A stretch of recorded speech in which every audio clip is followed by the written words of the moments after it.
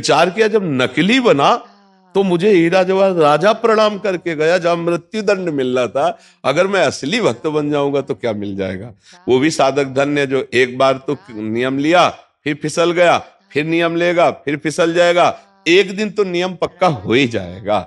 इस मार्ग में झूठा खेले साचा होए। अगर झूठ से भक्ति करने लगे तो सच्ची भक्ति भगवान करा लेते।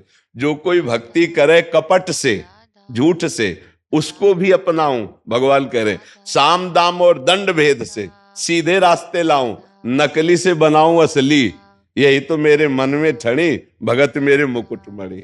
हौ भक्तन को दास, भगत मेरे मुकुट। कोई झूठी भक्ति करने लगे तो भगवान उसे एक दिन साचा। एक भक्तमाल में चरित्र आता है कि एक राजा का सरोवर था जिसमें वो अपने मनोरंजन के लिए मछली पाले हुए था, और नियम लगा दिया था अगर कोई मछली मारेगा तो उसे मृत्यु दंड देंगे। इस भय से वहां कोई जाता ही नहीं था, तो इसलिए कोई रक्षक ही नहीं था। एक बहुत ही गरीब आदमी जो मछली आदि पकड़कर बेचकर उससे अपना परिवार चलाता था, उसका परिवार बहुत भूखा था। उसने सोचा वहां कोई रक्षक तो रहता नहीं, और जाएंगे जरा सा जाल डालेंगे तो मनो मछली मिल जाएगी और बेच करके अपने परिवार का पोषण करेंगे। वहां कोई गार्ड तो रहता नहीं था क्योंकि मृत्यु दंड का ऐलान था, तो वहां भयवश कोई जाते ही नहीं था। वो गया और ये ही मछली ऐसे समेट के एकत्रित कर रहा था कि राजा अपने परिकर के साथ उसी सरोवर के पास से कहीं जाना होगा, तो टापू सुनाई दी, घोड़ों की धूल उठ। वो सोचा अब मरे, क्या करे। उसने जाल को तो वहीं छोड़ दिया मिट्टी से, और सब अपने कपड़े उतार दिए, वहां की रज ली। और ऐसे ऐसे साधु बनने में कोई देर लगता है? अपने सब कपड़े उतार दिए और ऐसे दिगंबर होकर, प्राण अब तो मृत्यु दंड होगा, या तो बचेंगे या मरेंगे, और ऐसे लगा लिया फटाफट रज, और ऐसे बैठ गया। राजा को लगा कोई महान सिद्ध अवधूत सरोवर के किनारे बैठा, तो सैकड़ों हाथ पहले ही घोड़े से नीचे उतर गया।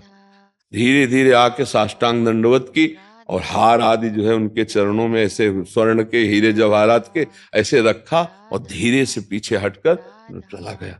जब घोड़ों की टाप दूर सुनाई दी चला गया, तो आंख खोल के धीरे से देखा तो हीरे जवाहरात। उसने विचार किया खाने को नहीं था, नकली बाबा जी बना तो हीरे जवाहरात मिल गए, यदि असली बाबा बन जाऊंगा तो क्या मिलेगा। जब नकली बनने से मिल गया, उसने हीरा जवाहरात ले लिए, संसार को छोड़कर भगवान का नाम लेते सच्चा संत बन गया। कि उसने विचार किया जब नकली बना तो मुझे हीरा जवाहर राजा प्रणाम करके गया, जहां मृत्यु दंड मिल रहा था। अगर मैं असली भक्त बन जाऊंगा तो क्या मिल जाएगा। जब ध्रुव जी वन में मधुवन में तपस्या करने के लिए चले तो देवर्षि नारद जी आ गए। कहाँ जा रहे हो? बोले तपस्या करने, ऐसा ऐसा घटना घटी। तो उन्होंने कहा चलो अभी मैं उत्तानपाद से कहता हूं, अभी राज तिलक कराता हूं तुम्हारा, क्योंकि बात नहीं काट सकते थे उत्तानपाद जी देवर्षि नारद। तो ध्रुव जी ने सोचा जब तपस्या करने के लिए चला भजन के लिए, तो जिस सिंहासन पर माता बैठने के लिए हमको झिड़क दिया, उस सिंहासन का राज्य पद मिलने की बात आ गई। अब तो पक्का हो गया कि जिस तपस्या भजन करने के चलने में मुझे वो राज्य मिला, तो जब तपस्या करूंगा तो क्या मिलेगा। देवर्षि नारद जी ने कहा वापस नहीं हो सकते गुरुदेव। देखा चेला पक्का, मंत्र दे दिया, तो आज अटल पदवी पे विराजमान है। अटल पदवी, ध्रुव की अटल पदवी कही गई। तो भगवान का भजन यदि नाटक से भी करे तो भगवान उसे पर कृपा कर देते। फिर सच्चाई से कोई राधा राधा हरि हरि कृष्ण कृष्ण करे, उसका परम मंगल। नाम के बिना भाई हम सच्ची कहते हैं, चाहे जितना ज्ञान बघार लो, तुम्हारा चरित्र पावन नहीं होगा, तुम्हारा मन पावन नहीं होगा, तुम मन को अपने अधीन नहीं कर सकते। इसलिए सब नाम जप करो, आहार अच्छा रखो, किसी की निंदा न करो, तो तुम्हारे अंदर नाम बल जागृत हो जाएगा।